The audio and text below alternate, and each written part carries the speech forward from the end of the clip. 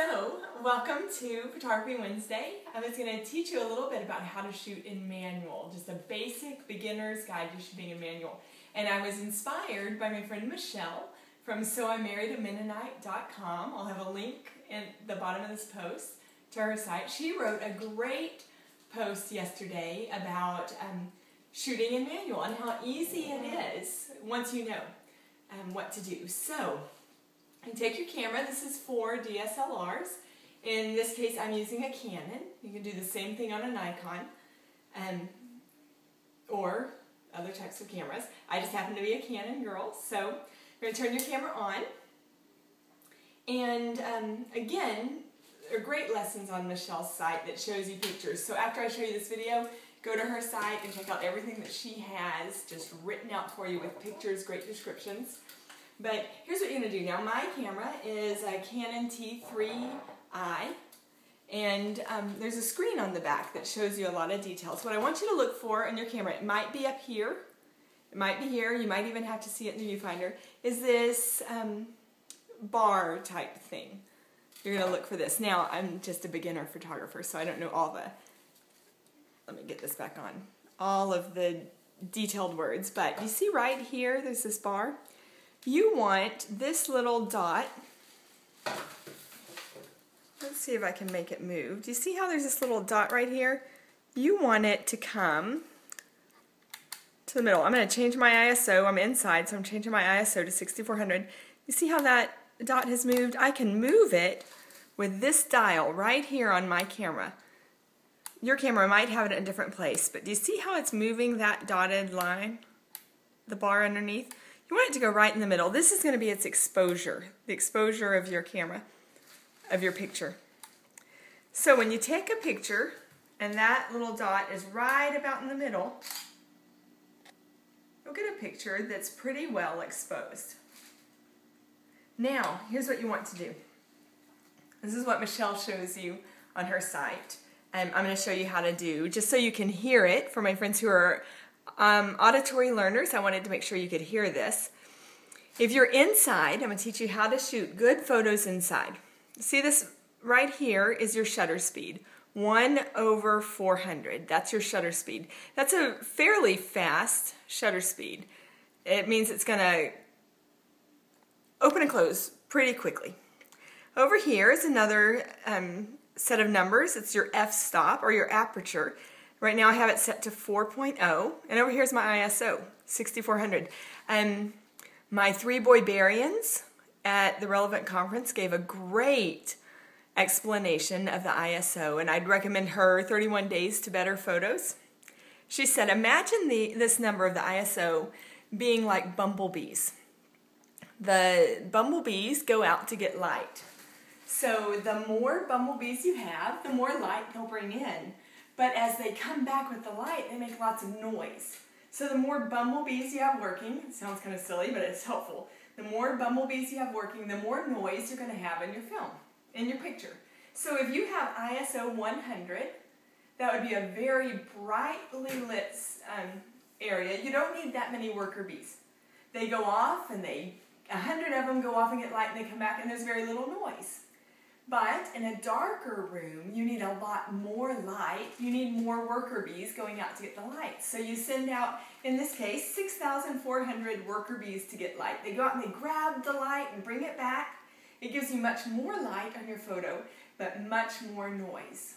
So it would work from 100, 200, 400, 800. If you have a really advanced camera, you're going to be able to do 125, 200, 250. Mine doesn't go in increments like that. So, and some of you will only go up to 1600. I actually have a friend, Michelle at Intentional.me, who goes up to 12,000 ISOs. It's 12,000 worker bees going out to get light. So, the higher the number, the less light. You can take a good picture in less light, or a decent picture. You'll have a lot of noise and less light. So, we can look back here for a minute. If this is how to shoot on manual in a low light setting.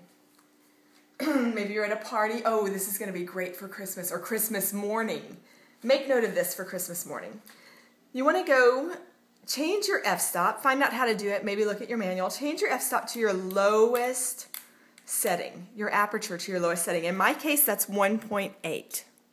And let me show you, I have a low light lens. It's a 50 millimeter, 1.8. So if you look at that, this is fixed. It won't zoom in, it won't zoom out. You have to use your feet. And it goes down to 1.8 f-stop. Now, again, my 3-Boy Variants has a great tutorial on what it means, what aperture means, but that's the opening inside the lens. It's opening wide open to let in a lot of light. There are 3 ways to get light into your camera. Your aperture, going very low, your worker bees, going out to get light, and your shutter speed. So here's what you want to do for a low light setting for Christmas morning. You want your lowest f-stop. I have another lens. This is my kind of your standard zoom in, zoom out lens. Let's look at this. This lens goes from 4, or when it's zoomed out, 5.6 to your f-stop. So this one's only going to go down to 4, but it will zoom in and out unless you get really close up to things or have more of a wide angle.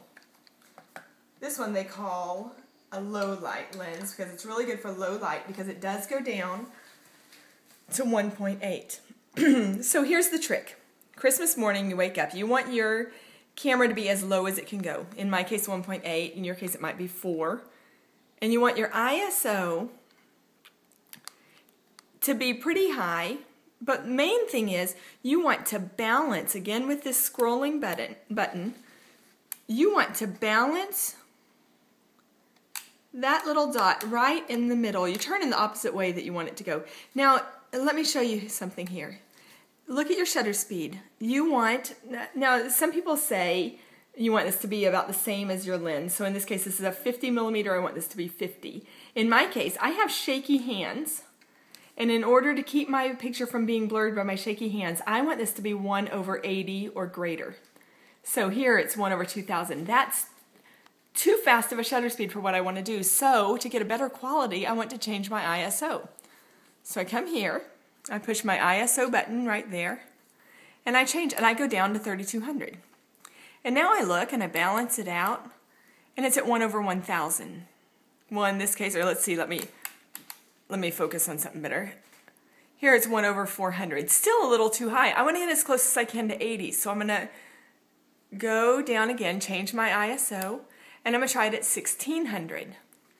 I'm going to balance that out, and I'm getting closer. Now I'm at like 1/160. I'm still going to try it one more time. I'm going to 800. And I'm going to look. And now when I get this little dot, it's right at 80.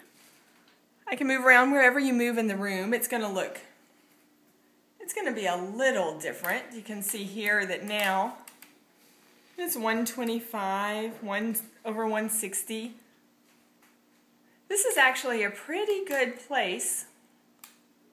And I don't know if you noticed, but it goes off, or I'm trying to get it to, I have to just push the shutter release button a little bit to get it to look again. And that's going to change each time, but again, I'm set on manual. I don't know if I mentioned that earlier, but I'm on manual. So I can focus on something. Now I would be looking through. And by the way, when you look through, when you look in this viewfinder, you'll see this same bar inside. So I look through. I take a photo, I make sure it's balanced out, I make sure it's over 80, I take a photo, and you can see that it turns out, that's without a flash, by the way. So your pictures are going to turn out much better without a flash. Let me take that same photo on auto, just so you can see the difference.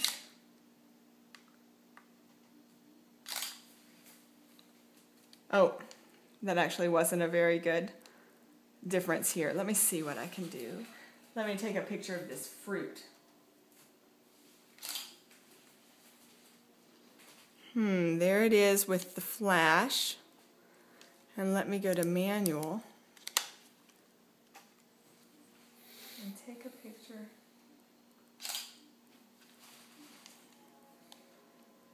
here it is. You can tell it's washed out. Can you see that? It's kind of washed out, got a shadow behind it. And here it's much more natural. I'll post these pictures or things like this on the post as well. And these aren't the best examples, but the point is you'll want to take pictures, especially with those Christmas lights in the background. You'll want to have pictures of the glistening lights, and to do that, you'll want to have no flash. So what I've just shown you today is how to take a good photo with no flash in a low light setting, because of course you could just set it on auto and take a picture with the flash, but you're going to get washed out photos, you're going to lose those Christmas lights. So I hope that's helpful. Again, Michelle at soimarriedamennonite.com, and a good blogging buddy, a fellow relevant attendee, or my roommate, and has a great post on how to do this. So thank you.